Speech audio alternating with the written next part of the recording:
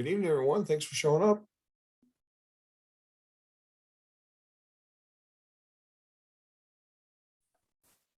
Yeah, I just got your message, so thanks for putting it all together. Yeah, so far it looks like not many people are voting, but this is the winning time so far. Yeah. Hello. Are there any questions before we begin? Not from me, not so Okay. far. Well, since Yeah, there's only two of you, let me ask you this. Do you want me to actually go through the material, or are you good on that and you want to talk about something else?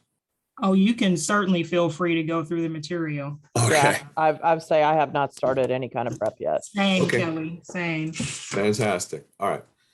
So this first week, basically, all you have to do this first week is get on either SAS, if you're going to use SAS, figure out how to get into that by starting an account and all that kind of silly stuff, or figure out what kind of technology you want to use. Luckily, you don't have to use any technology this week. So if you don't get that nailed down this week, you're fine. And then more importantly, obviously, the first thing you need to do this week is get the homework done. And if you haven't looked around, or, if you don't remember the stuff that I sent out, if you go to our website, right, I'll walk you through it from the very beginning, from our home page. If you go to the announcements, I've got one down here with our Google Drive access. And this takes us to our Google Drive. And what I would suggest is you just, click on here and create a bookmark for it, or, whatever browser you're using, bookmark it, because you're going to be going back to this folder quite a bit. Some of the most important things in the folder, well, right here in our, main page are the recordings of all previous meet sessions. So basically what we're doing tonight, here's 5 other versions of what we're doing tonight. Here's 5 other versions of what we'll be doing, I'm assuming on Thursday, unless more people vote and the date and time changes. And then again, week 2, the first session is always going to be kind of the quote unquote lecture, right? Where I'll have a PowerPoint up just like I have tonight, and we'll go over those materials. Usually takes about 30 minutes to go through the material. And then the other 30 minutes is reserved for people to ask questions on, if they've started early on the homework, or, whatever, if they're having problems with their technology, I can help with that. And then of course, the second session is always just straight question and answer. And so you can see that we've got multiple recordings for every weeks 1 through 5. So you can always, if you want to, watch recording and work ahead, or, just use it as extra learning materials. So that's the first thing that's really important in here. Obviously, the weekly meet session times is important, but all 3 of you already filled it out. Thank you very much. So actually, is it pronounced Onesimus? Onesimus. Onesimus. Yes. When you get a chance, can you fill that out, please? Just so I know what times work best for you for maybe our second meeting, or even our first meeting, if this time isn't, put all the times down that work for you. Okay. So where is the form again? So if you go to our course in announcements, and then go to the Google Drive. Yeah. Then once you're in the Google Drive, you'll see here weekly meet session times. If you click on that, that'll open it up, and then you can just put X's down for all the times that fit into your schedule. And these times are Eastern. So if you're living somewhere other than the Eastern time zone, you'll just have to do the appropriate math in your head. Okay. I know Friday and Saturdays are out, but any other days I'm open. Okay, just go slap some X's in there, just so like right now, Thursday at 7. Can you do Thursday at 7? Yep. Okay, I'm just going to put you down because that seems to be the winning time anyways. And obviously you can make it tonight. I'll put you down for that. So these two times seem to be the best times for everybody so far. We'll see how other votes go. Okay, thank you. So that's that. In addition to that, I have a thing here where I have links to my quote unquote lecture videos that I've done for other courses, but they're helpful for the topics we're covering. So in week 1, we're covering these topics. Well, here's some videos I put together that discuss those. You can see that one of them is on SAS Studio. So obviously that video was made specifically for this course for people who wanted to use SAS Studio. And then the same down here in week 2, here's some videos that help you, be able to do things in SAS Studio. So each week, if you want some extra help in addition to my lectures and my recorded lectures, I recommend watching these videos. They're very helpful in learning the materials. Okay, questions so far on any of this? Okay, then further on in that folder, of course, we've got data sets, which are very helpful. These are all the data sets that you guys will have to use to do the analyses, whether you want to load them into SAS or Excel or whatever. We also have copies of the PowerPoints. If you're going to look at these, it's better to download them. If you just try and look at them in, if you double click on them and it kind of opens it up in Google, some things kind of get lost. So you're better off just downloading it and opening it up as a regular PowerPoint file. If you don't have PowerPoint, then you're stuck with looking at it in Google. And it's not the worst thing. It's just sometimes some of the slides don't show up right. Things are moved around and on top of each other and weird stuff like that. Okay, homework questions, really important, really useful. These are all the homework questions for every week. And what I've done is I've basically typed them out for you so you don't have to waste the time doing it. So here is literally the text of all the questions. So you can just download this and then put your answers, after each question, or you can highlight everything and copy and paste it into a Word document or whatever you want to do. But here are all the questions, so you don't have to type them up yourself. So that saves you a lot of time. And then the last folder, if you're going to work in SAS, and I strongly suggest that you work in SAS, because even though the school has officially changed their policy and they no longer require you to do your analyses in SAS only, there are still a lot of professors out there that only know SAS. And so if you're doing your work in a different technology, they will not be able to help you. And SAS, the SAS On Demand, the web portal, which I'm going to show here in a second, is actually pretty darn easy to use, especially if you have this how-to guide of mine that I made for you guys that gives you kind of step-by-step instructions how to do everything. So in week 1, it talks about how you can create folders and upload your Excel data files into SAS, because that's really all you need to do for week 1.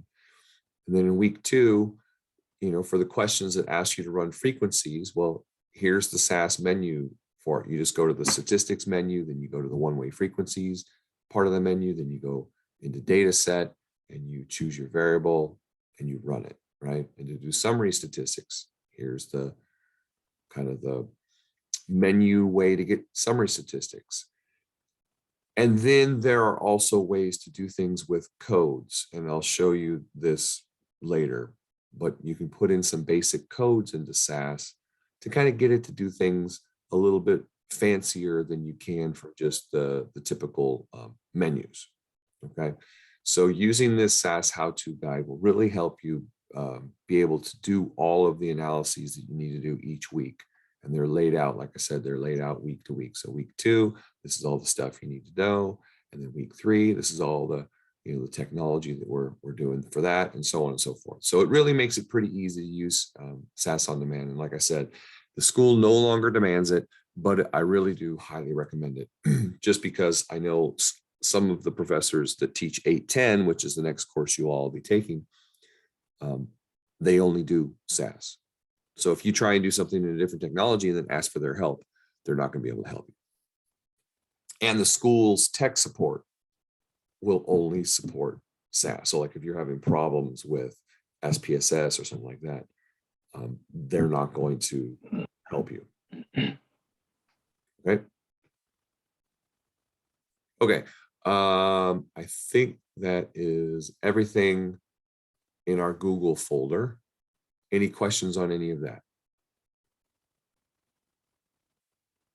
So it's going to be where we'll find everything for the class versus Canvas.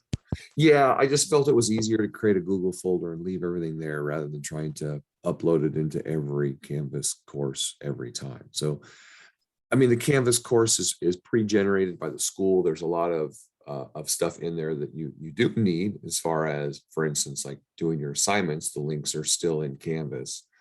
But as far as materials are concerned, any materials that I'm going to give you, I'm either going to put them in an announcement, put them in an email, or put them in the Google Drive.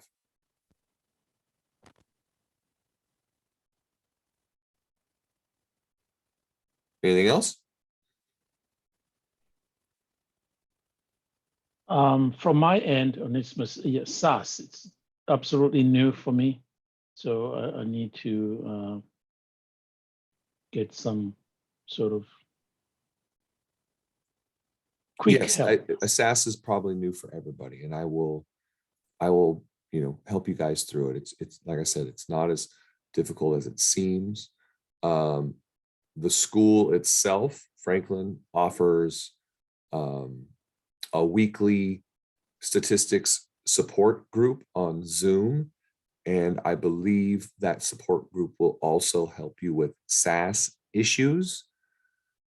If you have not seen the information for that, let's see, they sent it to me in an email, but I don't see anywhere in here where it says the Zoom information.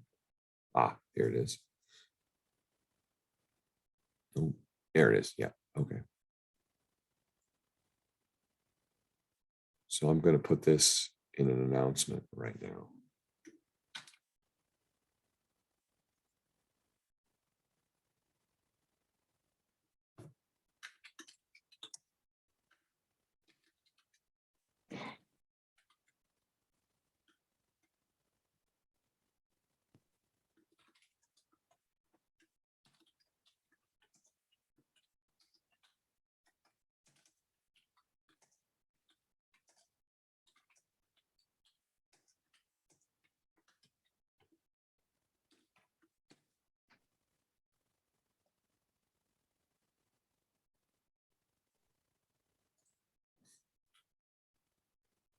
All right, so there's the link for the Zoom link. I probably should have said what it was. It says 9 p.m. to 9 a.m. Holy moly. Wow. I'm thinking that must be my time, 9 p.m. to 9 a.m. So it's probably midnight to noon your time. Imagine. Well, I'm 2 hours ahead for me in Bermuda. Oh, here it's saying, oh, okay. Here, let me copy this. It looks like it's 11 a.m. Eastern time every day. It's showing up in my calendar all wonky.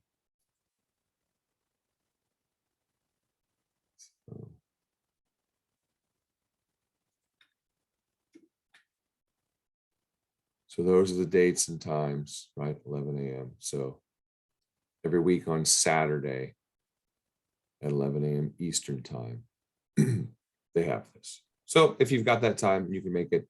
If it's anything like the SAS workshops that the school runs, it should be very helpful, because the SAS workshops they've run in the past, every student who's ever gone to it has just sung its praises.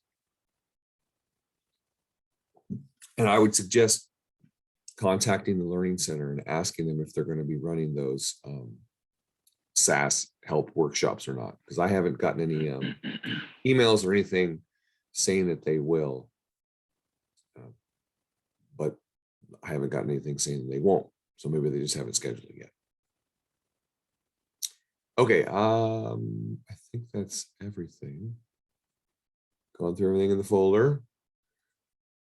Pretty much everything in our classroom. So any questions on any of that stuff?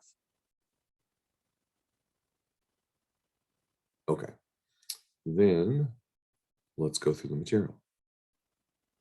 So as I said, for this week, there's not a lot of new material. It's a lot of vocabulary. So actually this week, students tend to kind of struggle with a little bit because the vocabulary can be a little tricky, but I'll help you through it. I've changed the point system for this, so you might see things listed differently in the class. Like I said in my announcements, ignore the rubrics because the rubrics no longer apply. The big problem being that the homework assignments used to be worth 110 points because 100 points was for the homework and then 10 points was for your group analysis. You were supposed to basically grade how well the people in your group worked each week. And I've just found from previous experience that trying to force you guys into groups is a terrible idea because you all have vastly different work and life schedules, and it's just impossible to find a regular time for you to meet with your group members. So I've taken the whole group aspect of the course out. Now, that doesn't mean you can't work in groups. It just means I'm not going to officially assign you to a group of people. If you find other people in the class that you happen to have similar schedules and you want to work together in a group, I absolutely 100% support that and encourage it. Grad school should be a cooperative thing. You should be working with others in grad school as much as possible. That's one of the life skills you should be learning above and beyond just the material. So if you can work in groups, by all means, please do so. But if you can't, that's fine too. So that's one of the reasons why I've changed the points and I've changed some things around. There was another 50-point assignment for the first meet session where they made the first meet session mandatory. And I'm like, well, how can you do that when we can't even, figure out quickly a time that works for everybody? So I took that away. Just a couple silly things. So those are kind of the augmentations. You can see you get 500 for your homework assignments. You get 150 for the mini project, which is due in week 3. Then there's an article critique that goes along with the mini project. And that's worth 100 points. And then your final project is due at the end of the course, week 6, for 250 points. And there is no presentation. That's another thing in this course that I got rid of, is they used to have where we would all get together, like on the last day or close to last day, and people would present their final project. But again, because of scheduling, it was just impossible. So I've just done away with it. Okay, questions on the grades? Okay. So how to use SAS, there are a bunch of materials that will help you figure that out that are all located in that Google folder that I told you about, right? If you go to SAS stuff, in addition to the how-to guide, which shows you just how to do SAS, there are these lovely PDFs that help you get started, right? So here's one that shows you how to upload data into SAS. Here's a user guide.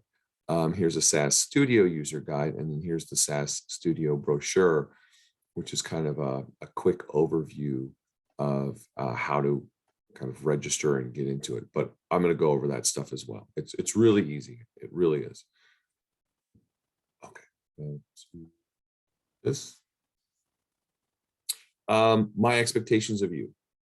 Really, I've only got 3 expectations, 3 simple ones. I expect you guys to get your assignments in on time and in the proper formats.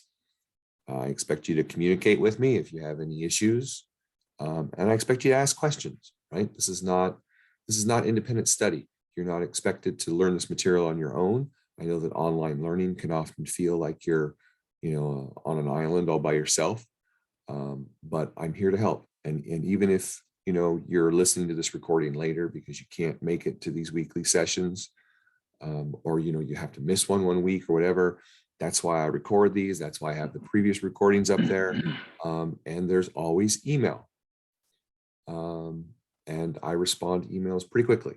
So just ask those questions, please.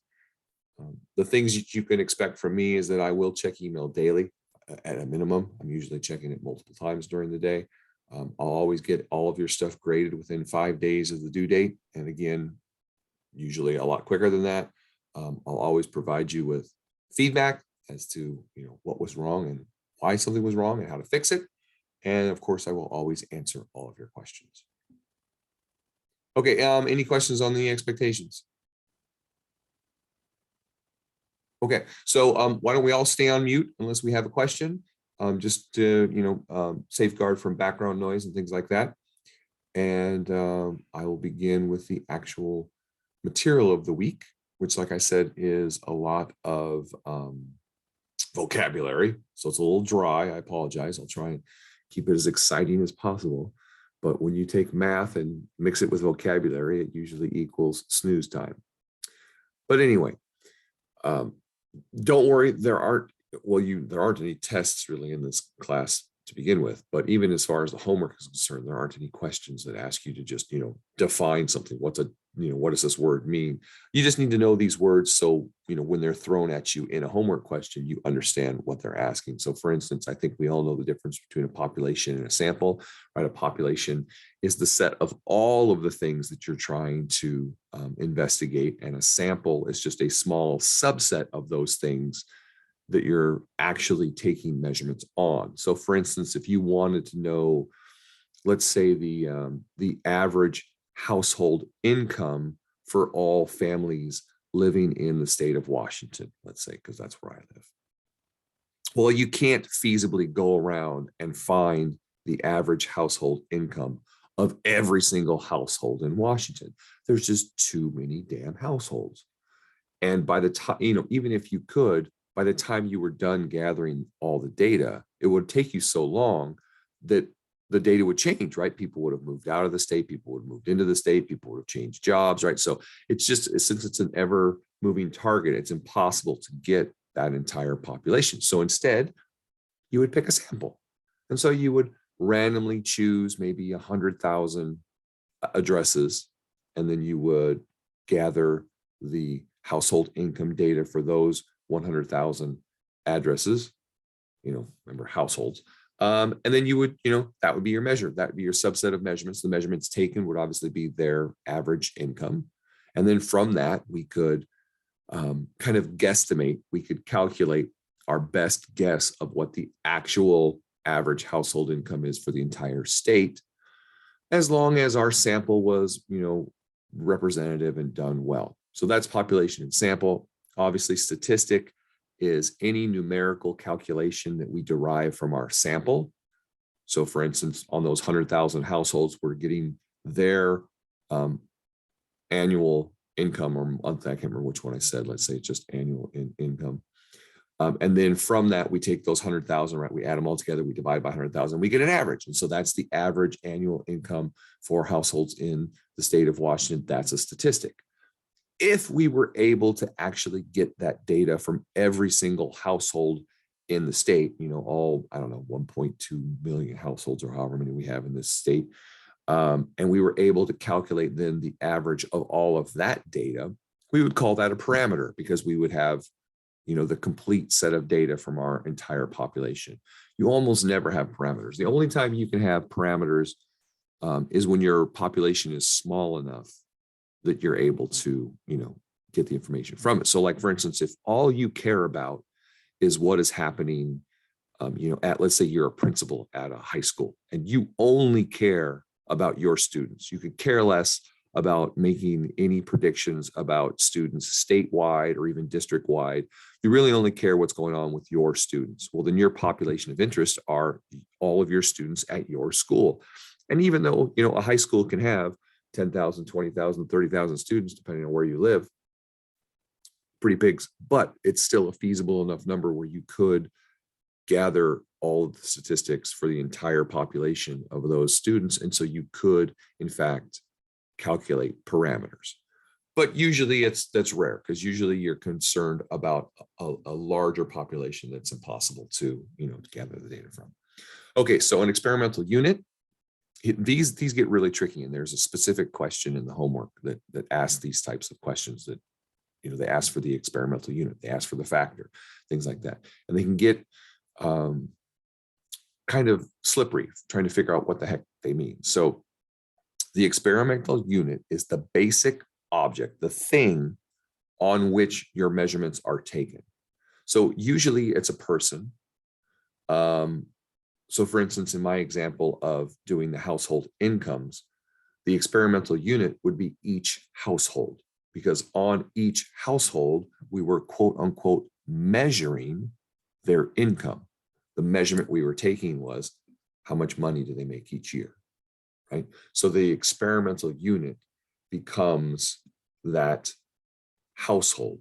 The measurement unit, this is where people get confused.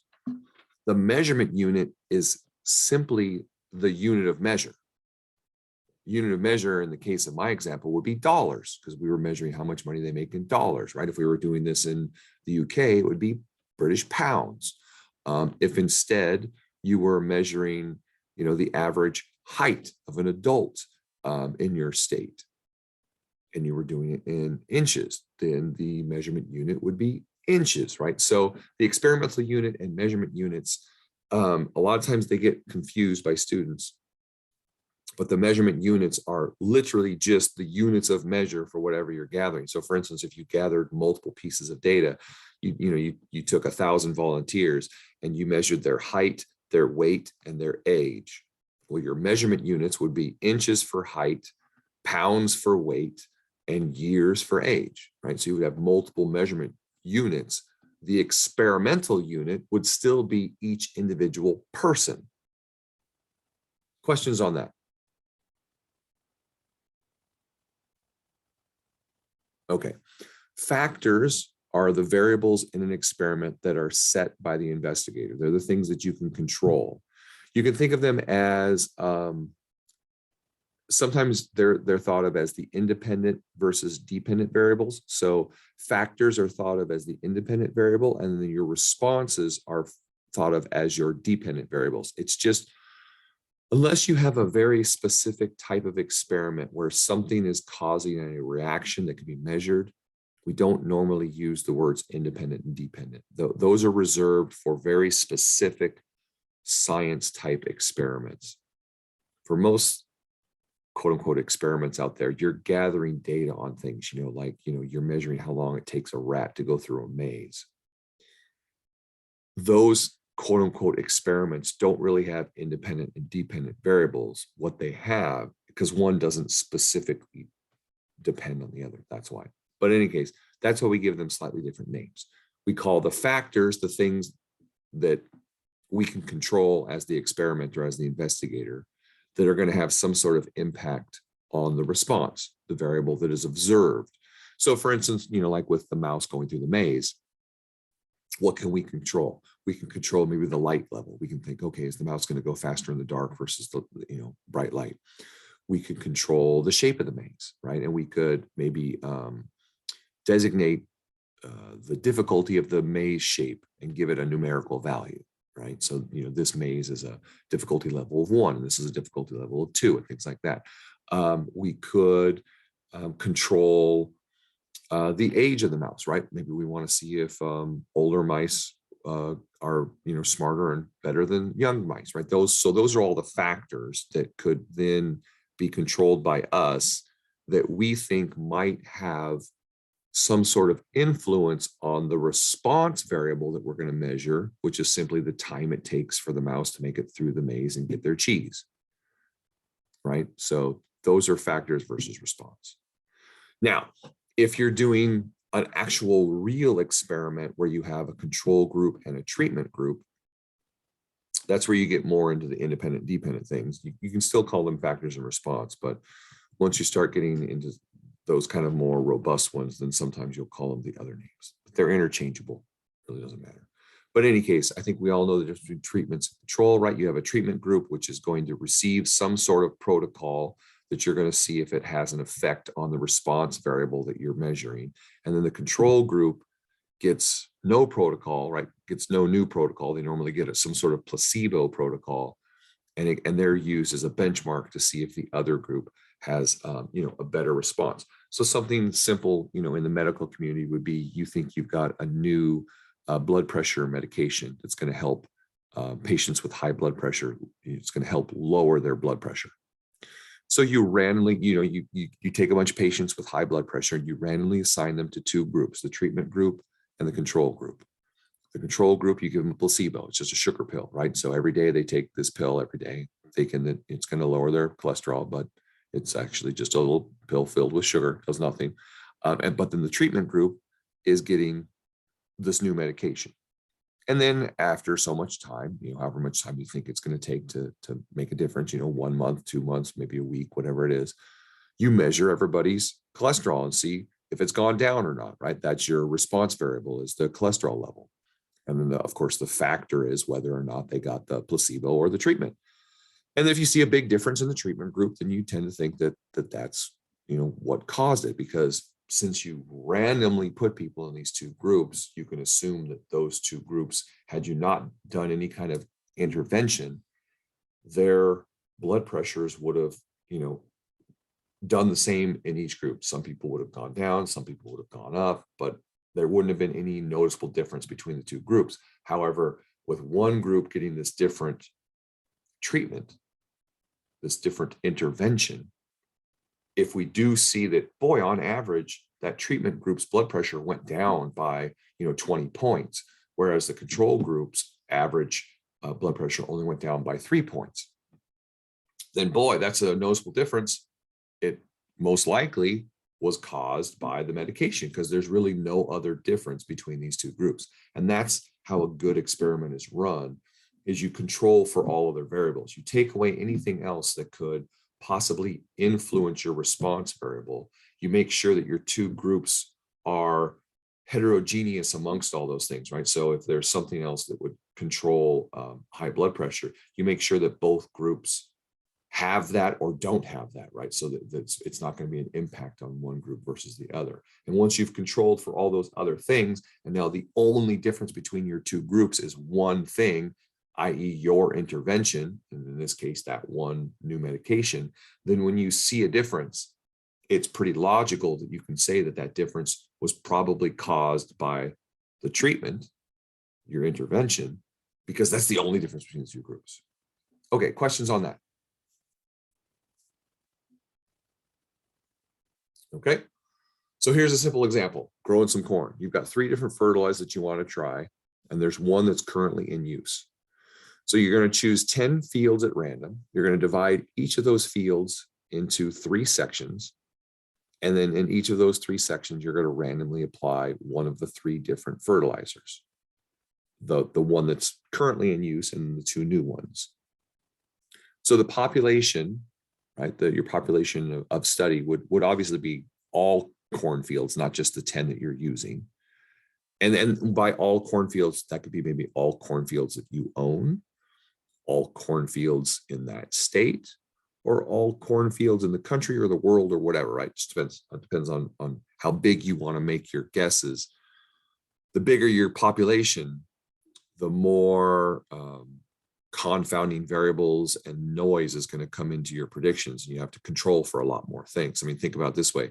Growing corn in the United States is a completely different thing than trying to grow corn in South America, right? Because of soil differences and irrigation differences and different weather patterns and all that kind of stuff. So a lot of stuff will affect how one grows versus the other. So it brings a lot of noise into the equation, so to speak. So it's usually a lot easier to keep your population manageable and maybe just say, all right, our population is going to be all corn that's grown in Nebraska. And then we're going to see how well this fertilizer works in Nebraska. And if we see a difference, then we can expand our focus and start thinking about, okay, how about all corn grown in the United States? Now we would want to change our sample. We wouldn't want to just have 10 fields in Nebraska. We want to have some fields in Nebraska, some fields out in Iowa, some fields over in Idaho, all the different states that are growing corn, and kind of go from there. All right. But in any case, in this example, our population are all the cornfields. Let's just say we're concerned about all of them in Nebraska. The 10 selected fields, of course, is our sample. The experimental unit, remember the thing that we're gathering those measurements on, is each section of each field, right? So in each of those 3 sections, we're obviously going to measure something. And then the factors, the things that we're using that we have control over, are the types of fertilizer. The treatments, right, was which fertilizer was used on each part of each field.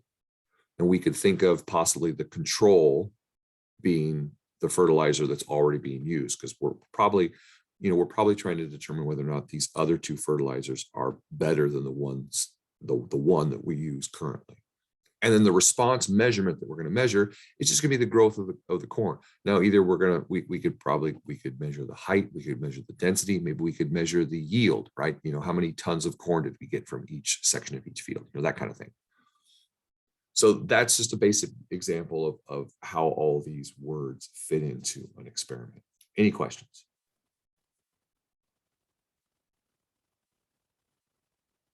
Okay, confounding variables are things that will affect your response variable that aren't taken into account with your treatments, because you don't have control over them, basically. Some examples would be insects, right? If certain parts of your fields were infested by insects, you don't have control over that, but that's definitely going to have an impact on your corn yield. Also, differences in the types of soil amongst the fields, right? One might have a better soil that's better suited for growing corn than another. And again, you don't have any control over that. I mean, technically you could, amend the fields and get the soils differently, but on a basic level, you really can't control which field has which kind of soil. But that's why you would want to diversify your samples in such a way that you can control for that. You could make sure that you picked some fields that had this kind of soil, some fields that had this other kind of soil, some fields that had the third kind of soil, whether it's loamy soil or clay-based soil or whatever it is, you're making sure that you're getting random samples in all of those, and then that helps you control for that confounding variable of soil type. But there are other things, right? Weather is a confounding variable because, maybe some fields got more rainfall than others. And even though, you irrigate fields, the rainfall could make a difference. Some fields get more sun than others. You can't regulate that. It's not like you can turn on the sprinkler and give them, more sunlight, right? So there's all these confounding things that are going to affect your response variable, the thing that you're measuring, in this case, the corn yield, and you have no control over those. And because confounding variables exist, that's why whenever you run experiments, if you're unable to control for all of them, and sometimes if you run a really good, really rigorous experiment, you can control for just about everything, but usually you can never control for everything, which is why you can never say we're 100% sure that this does this. It's always we're fairly certain that this does this, because there's always that room, that little margin of error because of those confounding variables that we can't control for. Okay, with that in mind, we always want to make sure that we're taking good samples, because you think of a sample as the foundation of the building that you're trying to build. If you have a weak foundation, your building is going to fall down. So if you have a weak sample, if you use a poor sampling, then all the statistics you get from your sample are going to be weak. They're going to be suspect at best. Some different types of samples. You've got a random sample, a cluster sample, a stratified sample, a systematic sample, and a convenient sample. There are reasons why you would use each. Normally, the gold standard is what's called an SRS, a simple random sample. And if you can, you would always want to do a simple random sample. Now, like I said, there are instances where you would want to use the others, and usually the others come into case. Cluster and stratified are good samples to use if you're trying to make sure that your sample is representative of your population. And by representative, it just means that it has a similar composition. So for instance, if you were trying to determine the attitudes of the voters in your state, right? You were thinking about introducing some legislature, and you want to know whether or not the voters are going to approve it, or not like it because, you want to get reelected. So you want to take a sample of the voters and ask them whether or not they would approve, you supporting this legislature.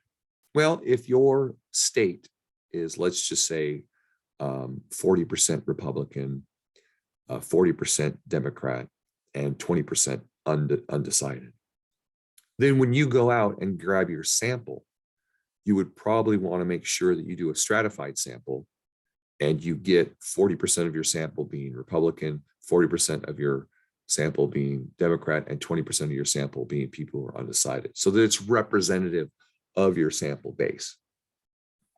So that's, you know, an example of where stratified would work well. Cluster can also work well in certain systems or situations. Sorry, systematic. It's a decent sampling technique. It's okay. Convenience is a pretty crappy technique. It's used basically when, you know, all you have is your ability to sample what is convenient for you. But just know that when you start doing those things, you no longer have a random sample, and you no longer have a good strong sample, and therefore all of your statistics are going to be suspect. So if nothing else, when you see people present you with statistics, if they don't tell you how they got their sample, you should always doubt their results, because unless they got their samples in a good manner, their results are probably bogus. And so, you know, if you're looking at results from, very creditable sources like the CDC and places like that, where they'll give you the details of how their data was collected, and they're very transparent about those things, then you can feel confident that the results you get, that the results they're giving you, at least were collected well and analyzed properly. But when you're getting, you know, statistics on Facebook, those are, 90% of those are going to be crap, because you have no idea where the stats came from. You have no idea how the data was collected. You have no idea how it was analyzed. There's no transparency. You're just getting basically secondhand, third-hand, and fourth-hand reports of things that, you don't know where it's coming from. So it's a good reason why to ignore all of those. And news sources like CNN and MSNBC and places like that, and Fox News, they're just as bad at this. They don't cite their sources. They don't tell you how they collected their data. And if they're not doing that, then either one of two things is happening. Either they don't understand statistics well enough to understand how they should be reporting it in the proper format, or they know how statistics should be gathered and how they should be reported, but they're hiding it from you because they're trying to influence you, with false data. So that's why it's always a good idea to just kind of take all that crap with a grain of salt, unless they're straightforward enough to give you, how they collected it, how they analyzed it, so that you can know that it was done the right way. The difference between cluster and stratified can be very tricky for students, which is why I like to point out this one. Stratified sampling and images. And my favorite one is always the first one. This is a beautiful visual representation of the difference between stratified versus clustering. So on the left-hand side is stratified sampling. On the right-hand side is cluster sampling. You'll notice that on the left-hand side, each subset is homogeneous, right? It's all one color, all black, all blue, all purple, all red, so on and so forth. Whereas on the right-hand side, each subset is heterogeneous, right? It's a mix. So when you do stratified sampling, you take your population and you put them in stratas. You put them in subcategories where everybody in that subcategory is the same. So for instance, my previous example of voters, you would only have, maybe 3 strata where you would have Republican, Democrat, and Independent. Maybe you want to break it up further, Republican, Democrat, Green Party, Independent, Undecided, and I can't think of another one. But in any case, once you have your strata figured out, the subgroups, then you go and randomly choose samples from each of those strata. And you'll notice that they don't have to be the same size. And in fact, if you want a representative sample, you would randomly sample the appropriate sizes. So back to my example of the voters, where you wanted 40% to be Republican, 40% to be Democrat, and 20% to be undecided. Well, if you were going to, have 1,000 people, then you would want to take 400 samples from the Republicans, 400 from the Democratic sample, and then 200 from the undecideds, right? So that's stratified sampling. Cluster sampling is, instead of putting your population, that you're going to sample from, instead of putting them in stratas, you put them in clusters. And within each cluster, you want them to have a full mix of all of the things that you're looking at. So all of these colors represent confounding variables and bring it back up to give you the right stuff.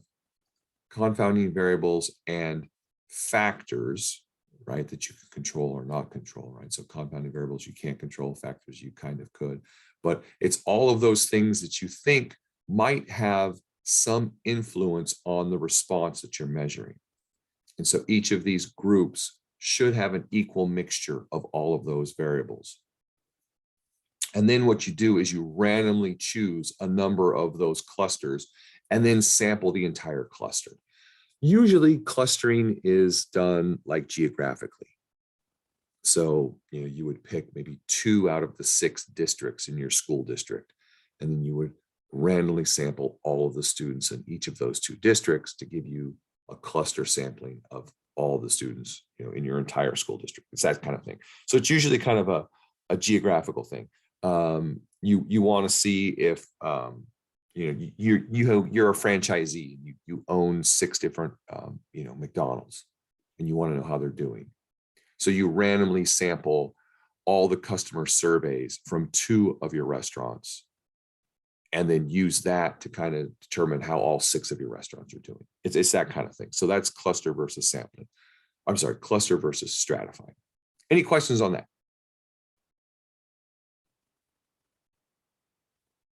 Okay. That's pretty much the end of the material. The last thing to talk about is, I've already said, is, your sample should be representative. And it should be as random as possible. Things to look out for are confounding variables and self-selection biases. Any kind of, just know that any kind of data that comes from surveys is always less than reliable.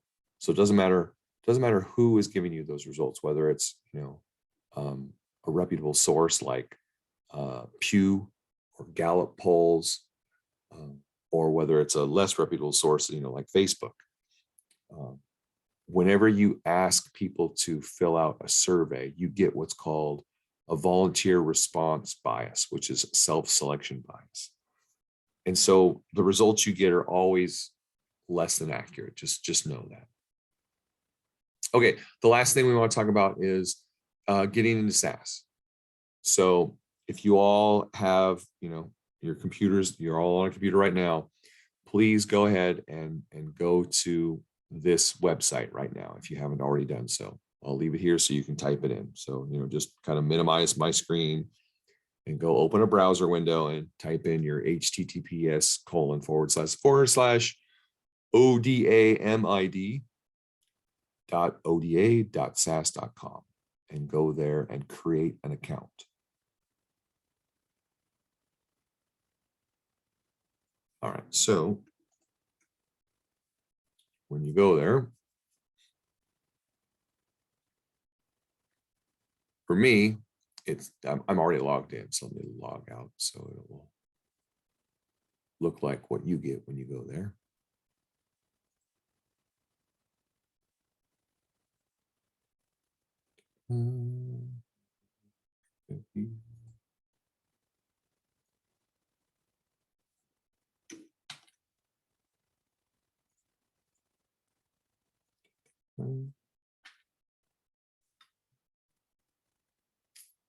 All right, so it'll bring you to this, and then all you do is don't have a SAS profile, click on here, create a profile.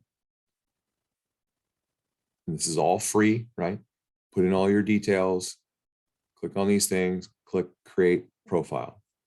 After you click that, as it says down here, you'll receive a verification email with instructions for setting up your password and activating your profile. This can take anywhere from 5 minutes to 24 hours. It's usually pretty quick. It's usually within about 15 minutes, but it often will go to your spam folder. So, whatever email you put in here, just keep checking your spam folder for an email from them. And then when you find it, move it out of your spam folder, move it into your inbox so that all the hyperlinks will be active. And then you can, go and finish your registration. Once you finish your registration, you'll go back to this site here. You'll put in the email that you used to create your account. You'll put in the password that you created. You'll click on I accept the terms of the license, which is basically just saying that you're doing this for educational purposes, which you are. And then you'll sign in. Once you sign in, you'll come to this page, and we're always going to be working in SAS Studio. You can just ignore the stuff below it. Click on SAS Studio. And sooner or later, it will load.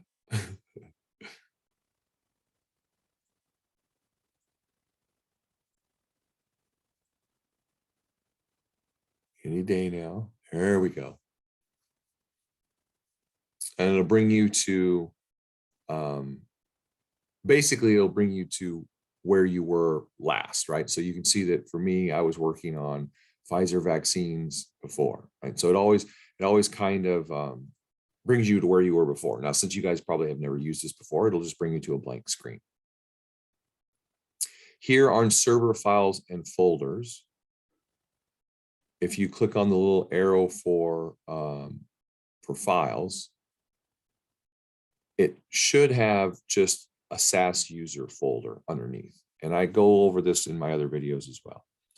You don't have to create new folders. I personally just find, rather than putting all my stuff in this kind of nondescript SAS user folder, the first thing I did was I right-clicked on the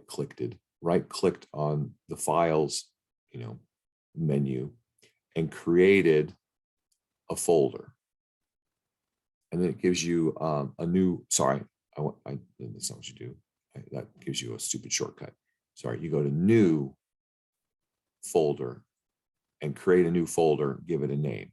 I called one folder data files. I called the other, I did it again and made another one called programs and hit save each time. And the reason why I did that is because you're going to upload a bunch of data files. Here's all the data files that you're going to want to upload. And those are all, remember, in our Google folder data sets. And if you read this first, it will walk you through how to use the zip file to get all of your data files uploaded all at once. Because if you go to data files by week, everything is broken up into individual folders. You have to kind of upload these one at a time into SAS, which is a very time-consuming thing. But if you just use the zip folder and read the README first, it will walk you through how to upload all of your files up into SAS all at once. So they're all there ready for you to go. And I just put them in a thing called data files because I wanted to keep things organized. And then under programs, I have copies of programs that I've created to do things, because you might recall that I also mentioned in our SAS folder, SAS stuff folder on the Google Drive, there's this lovely how-to guide, which walks us through how to do all the stuff we need to do in SAS. Some of the stuff we can do very easily by going through menus. Some of the stuff we need to do basic programming. Well, whenever you create a program, you might as well save it so you can use it again later and you don't have to recreate it.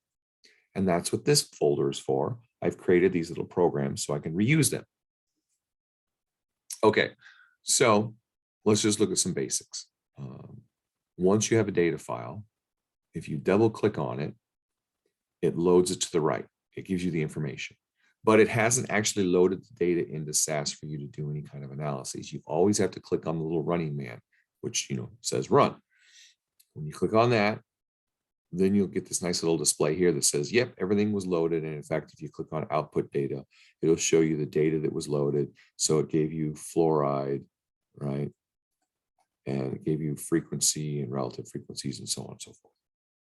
So once that's there, then you can do the things you need to do.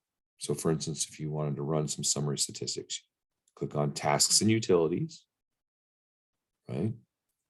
Tasks, and this is all in the how-to, right? So you go to statistics, summary statistics, right? So you get to tasks, and you go statistics, summary statistics. Again, you double click it to bring it over here on the right-hand side. And then it says, after summary statistic, you got to choose your data set. So under data, right, you got to choose your data set. Well, where's my data, right? It's got all this weird stuff because I've done things in the past. Well, I got to remember, all right, when I ran it up here, it tells me the data set name is import and library work. So also if you click on here, it only brings up. So the down arrow has a memory, and it has a memory for every data set that you've ever named. However, the little, I don't know, table-y icon will show you only the data sets that you have currently loaded in SAS. So that's usually the safer way to go. Because even if you've loaded multiple data sets, you maybe only loaded a couple of them, and you don't have to go through an entire drop-down list of a bunch of them. This is the only one I've loaded, so all I do is, double click on that one, and you can see that now it's working on the work.import. That's just what they call it. So that was that. And then the next step is choose your variables, choose category if there are groups in the data. Right? So I go back here and I'm like, all right, so what do I want to run my analysis on? I'm going to click the little plus so I can go choose it. I'm going to run my analysis on fluoride. So you can double click or you can click OK. Either way, it's now here. Classification variables, if we want to classify it, there's, we can group it by certain things, right? All sorts of, fancy things. But for now, just the basics is we put a variable in there. We can go to options, and then we can choose the types of stats. Like maybe I want to run a median, but I don't need number of observations, right? Under additional stats, okay, I want variance, and maybe I want skewness. I can go under percentiles, and maybe I want the 95th percentile, right? I can go to plots. Maybe I want a histogram and a box plot, and I want to add my insert statistics, right? I mean, you can just click on things all day long and add all sorts of extra fun stuff. And when you're ready, right, you can click on output, see if there's anything here. Well, I don't really need to do that. Information, it just tells me, what's going on with the program. So we normally ignore these last two tabs. It's normally just data and options. Once you're ready, as long as this guy is a dark blue and he's not grayed out, it means there aren't any errors or problems. You can just click it and it's going to run. And it's going to think about it for a second, and then blammo, here's your output over here. So here's your table with all the stats for your variables. And then here's your histogram and box plot with the inset variables. Now, if you are going to put this in your homework, please, please, please learn how to use some sort of snipping tool. Whether you're on a Mac or a PC, they all have a snipping tool. Do not do a complete screen grab of the whole thing. This will become too small. You need to have a targeted screen grab. You need to grab just what you're looking for. So for instance, if you want the data table, grab just this as a snip, right? And then when you go to Word, and you open a Word document, all you got to do is hit Control V for paste, and there it is. And if you want to, you can even make it bigger, right? You can size it. Because if you took a screen grab of the whole thing, right? Let's say you just did a control screen print thing, which gives you a picture of the entire screen. So it's going to grab the entire screen. And then you come over to Word and you stick that in Word. You go paste. Oh yeah, I can totally read that. I can absolutely see. So that's my problem. I can't read that at all. I can't see your numbers. So that's too small. It's never going to work. So that's why you got to get a targeted screen grab. Same thing for these, right? If you want to grab these. Now you can, use things up here to export, but they don't really work well. The best thing is always just use a simple screen grab. So you would just grab just the graph, right? Because that's what you want.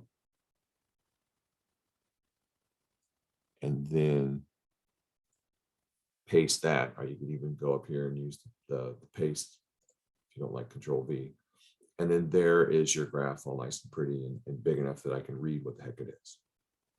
All right, so those are some of the basics. We can go over more of that on Thursday. For now, just make sure that you, follow the instructions, the simple instructions of just going here, creating an account, check your spam folder for the email, click on the email, create your password, and make sure that you can get into SAS.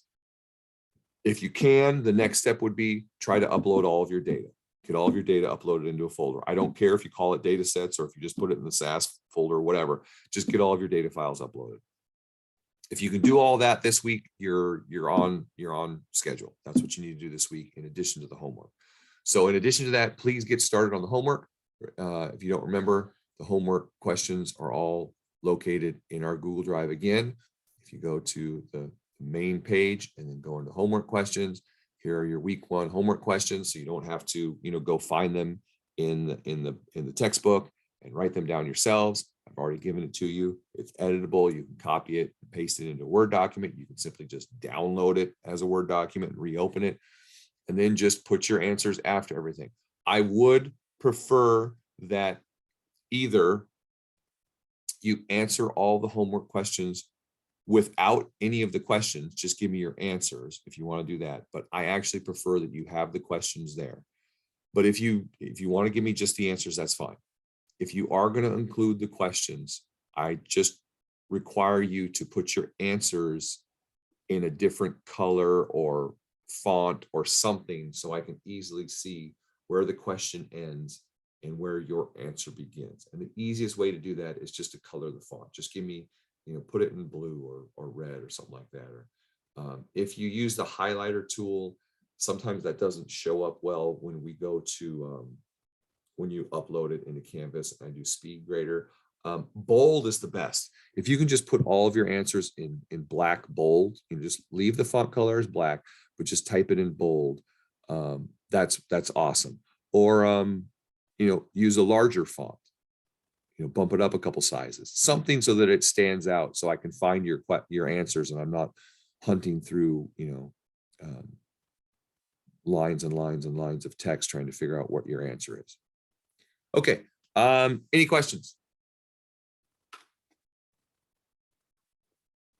Okay, well, we're 3 minutes over, so we're out of here. I'll see you guys on Thursday. I think it was Thursday at 7, I believe was the time, 7 Eastern that had the most votes. But I'll give it some more time for more people to vote, and I will send out an email probably Thursday morning verifying what time we'll be meeting Thursday. Okay, thanks for showing up. See you guys on Thursday.